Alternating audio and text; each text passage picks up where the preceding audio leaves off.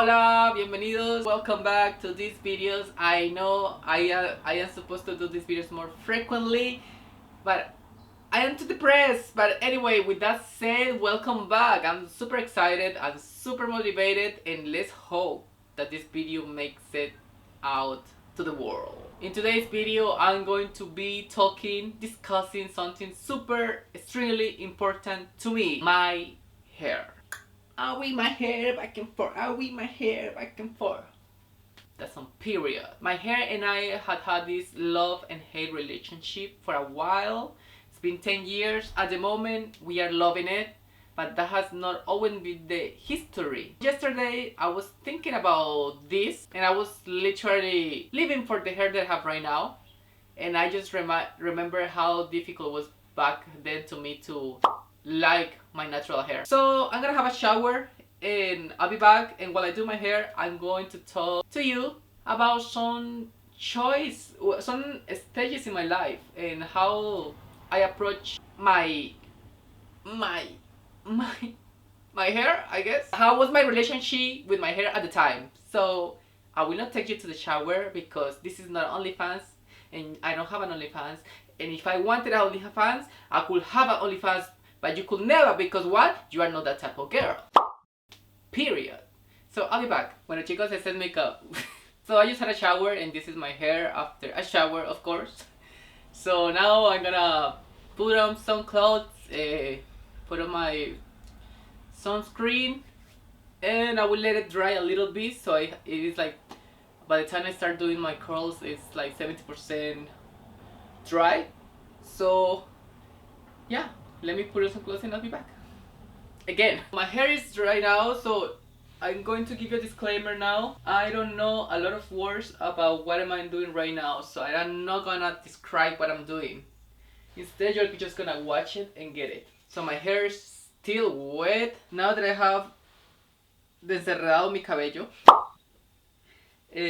what I try to do is try to dry it as much as I can, but also being aware that it has to be a little bit wet when I apply the products. And we do this, we do that, and now we start applying product.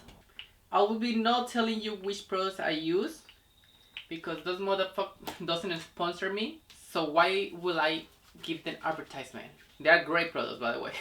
But I will not. So usually what you do, guys, is you go from not from the roots of your hair. Whenever you apply product, what I have heard is that you have to apply it from the, like, from here, not from the root. Don't ask me why. I just follow instructions from people who knows, or from people that does TikToks.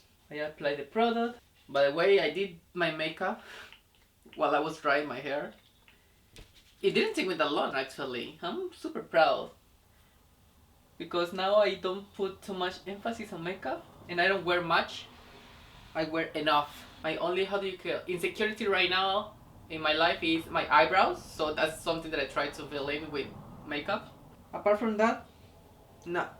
Some highlights, that's it. Now we're gonna apply the Define Mascara. Usually I just apply this much and I just go like this. Fierce. Now we have arrived to the part that takes the longest, which is to, I don't know how to say, like, I literally have to do my curls. Not because my curls are not natural. My hair is really curly, just it's not a tidy curly, you know, it doesn't fall beautifully, it just goes everywhere. And it's nice, but it could be nicer. So who wants to be a basic bitch when you could be, you know, gorgeous? So yeah, now I have separate in sections my hair, and I apply a little bit more at the back, and literally that's pretty much what I do with the back of my hair. I just let it. I apply a couple of products. I try to do this, like, squish it, and trust the process, guys. I know it looks weird, but trust me, it's gonna be great. So the back of the hair is done. Now to the difficult part, which is the part that takes the longest. So while we do this, I'm going to talk you through what was my experience of growing up with curly hair. everything started, I think, when I was pretty young, because if I don't remember wrongly, when I was a child, like from 1 to 3 years, I think I used to have like straightened hair, like very thin and straight hair. But one of my uncles wanted to be funny, and he decided to shave my hair once. So I think after that my hair was never the same. So yeah, I lived like that. I lived like that as a curly hair guy for a while, and it was okay. But once I reached my teenager years, you start to see during that time was the emo phase. So everybody was straightening their hair, right? And of course, the beach had curly hair. So since then, I became very insecure because everybody around me was straightening their hair, or they have already straight hair. So I started using an iron machine. I remember. Don't I look like a Star Wars? I do. Ah! So since then, I start my insecurity. I start doing the iron machines, because we didn't. I was closet, and My mom doesn't know anything about makeup, let alone hair. So we didn't have that. So yeah, I will do whatever I could with what I have. Okay, don't judge me. That was when I was like what, 12 years, and from year 12 to my year, I don't know, like until 20, 21 maybe, or maybe 20, I would say. Every time that I could, guys, every time, I'm not lying, when I went to uni, I will use products to straighten it for like 6 months, those products that are really bad for your hair. Or I will go to the salon every Monday. Once I went to uni, I spent so much money and time going to the hair salon because I wanted my hair to look straight. And guys, I don't regret it. I will show you some pictures. I ate. Me with straightened hair, I'm sorry guys, but it's over for you. But I was so insecure. Like, the rain was my worst enemy. Me and rain were no good friends. Like, you will not see me out of the house if it was raining. You will not see me out of the house if it was a humid day. And whenever I didn't have my hair straightened, I will use a hat. That was how insecure I was. And if I couldn't do neither, you will not see me out of the house. Simple. I remember one time I was like what, 18 or 19 maybe, and my friend invited me to go to a club, and I didn't have time to do my hair, or I didn't, as I said, like, I used to go to the salon, so maybe I couldn't go, I don't know why, but I didn't do my hair that day, so I decided to wear a hat. And because I am from a town, and in a town everybody can go with hats sometimes to the parties, so my ignorant me decided to go to the city club with a hat. And I was happy, blah blah blah. We got there, and as soon as we got there, the security guy was like, "You have to remove your hat." Gay panic. Gay panic. I was like, "Why me, God? Why?" No. Jesus. And you know what is worse? That my friend was at the time dating, like, I don't know how to say it, but people that are not that nice. Like cartel people. So I didn't want to make a drama, so it was my dignity or my life. So I chose my life. Sorry, guys.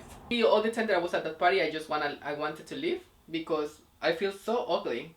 So anyway, that was my whole adolescent years. Very insecure with my hair, and using products, using time, is what I say again, being worried that it was gonna rain. All that is so annoying. I couldn't go to the gym because I was like, oh, I'm gonna sweat. The way sleeping was so fucking uncomfortable. Like, yeah, I don't know if you're going through it or you've been through it. When you do something on your hair, you are, even in your sleep, you're like, I need to sleep in some way. Like, I don't know. It was the worst. I could not even sleep. So when I dropped out uni, I went back to my town because I was being followed by the cartel. No, I just dropped off and I went back home. And when I got there, I didn't trust the people in my town. They are very talented, but I don't know, I just didn't like it. I guess the reason I didn't like them, and I blame them, was because I come from a really humid town. So whenever I went to the salon, they will do my hair really nicely, and 30 minutes after, my hair will be like gone. And we usually usually we use motorcycles as a medium of transportation there. So I mean, wind plus salon doesn't go well together. So yeah, I didn't do that. So I was like, okay, I cannot be living my life like I'm gonna be here for a while. So either I do something about it, or I do something about it. So that's what I did. I did something about it.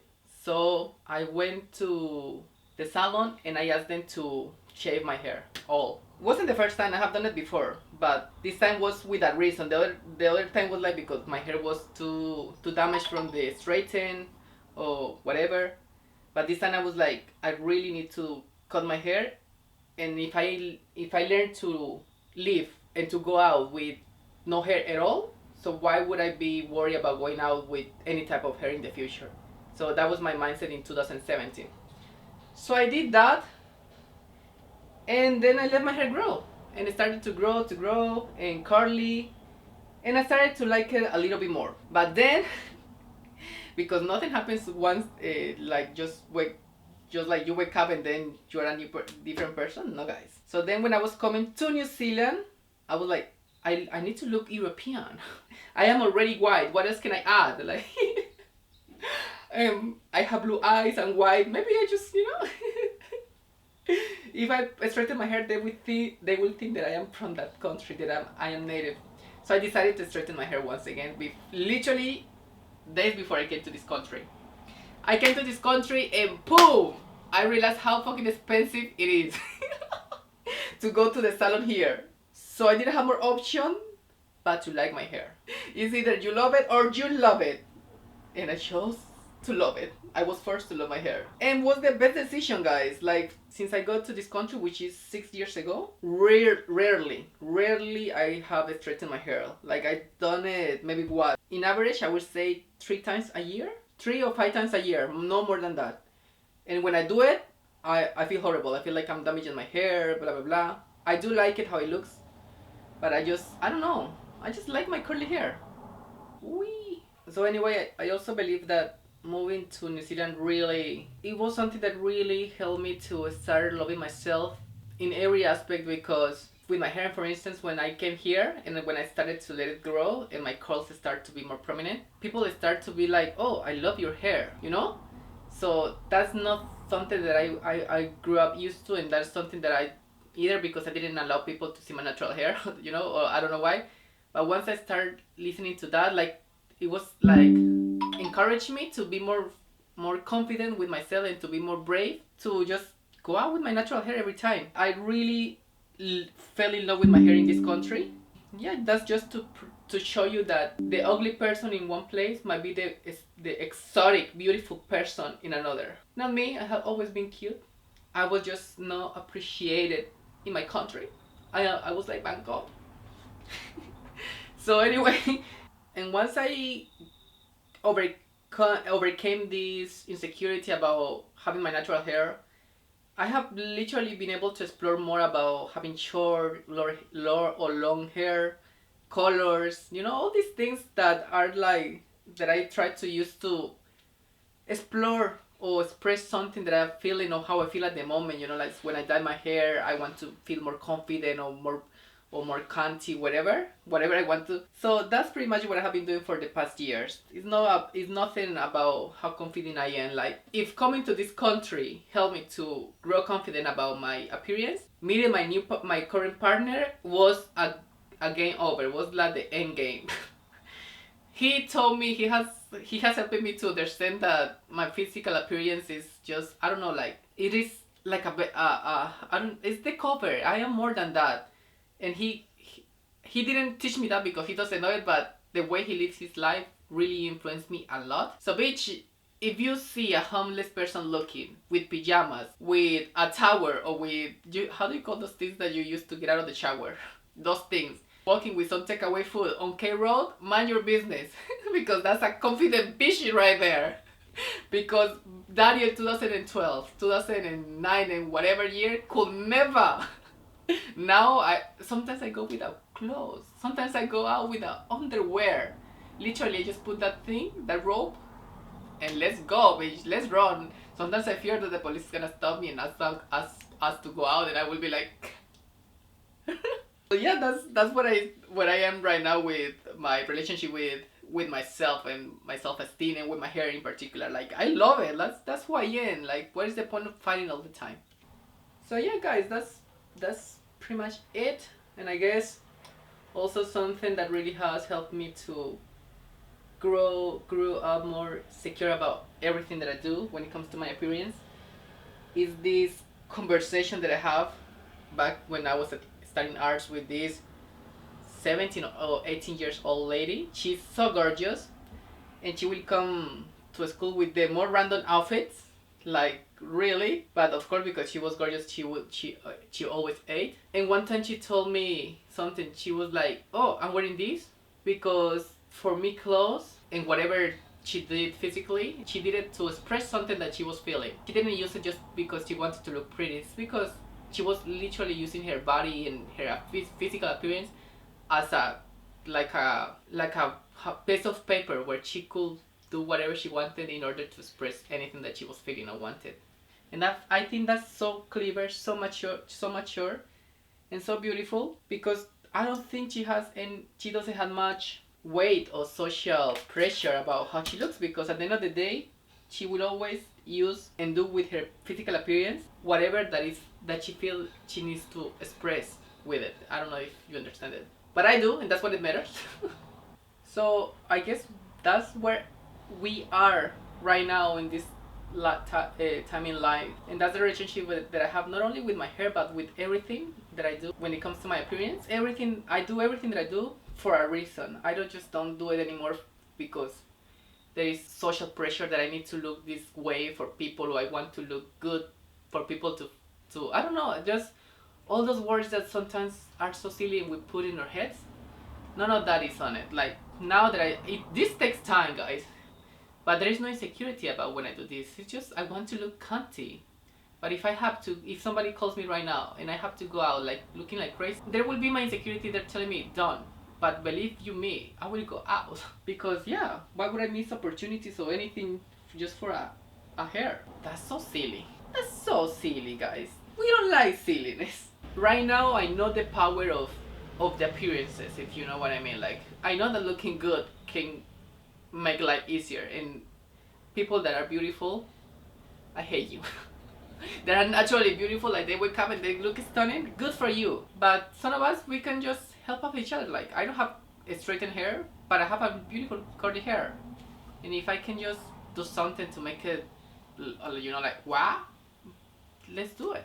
But if you can, you can, and that's okay. We all have features, we all have things for a reason, and we have to learn to love those. Because once again, what you think or what other people think is ugly, for some other people might be gorgeous. So just start seeing things with another lenses, with other eyes. Says the guy that is wearing 30 layers of makeup right now as he speaks. But you know what? I speak and I don't apply, and that's good as well. That's good. So guys, this is the final result. Eh, and I don't know. I don't know how it looks because it's too far from here, so I don't know how it looks on the camera. But on the mirror, it looks amazing. I look cunty, I look gorgeous, giving cunty, giving fish tilapia, 10 tens across the board. That's it.